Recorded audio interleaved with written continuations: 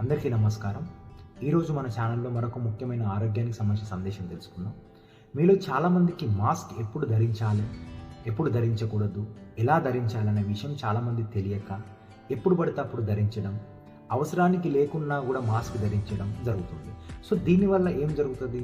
మనం రెగ్యులర్గా తీసుకున్నటువంటి ప్రాణవాయువు ఆక్సిజన్ అనేది ఇంటేక్ తగ్గిపోతుంది.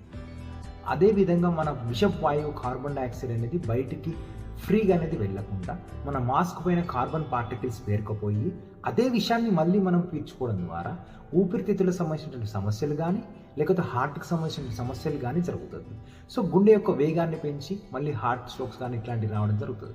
సో దయచేసి ప్రజలకు నేను చెప్పేటువంటి విజ్ఞప్తి ఒకటి, మాస్క్ అవసరమైనప్పుడల్లానే ధరించండి, అనవసరంగా ధరించకండి. సాధ్యమైనంత వరకు ఇంట్లో ఉన్నప్పుడు కానీ లేకపోతే బయట కొన్ని సేఫ్ ప్లేసెస్లో కానీ మాస్క్ అనేది ధరించకండి. ఓన్లీ కొన్ని ఇన్ఫెక్టెడ్ ప్లేసెస్లో, పొల్యూషన్ ప్లేసెస్లో ధరించడం అని చెప్పేసి చెప్తున్నాను. వీడియో నచ్చితే లైక్, షేర్ అండ్ సబ్స్క్రైబ్ చేయడం మాత్రం మర్చిపోకండి. Thank you.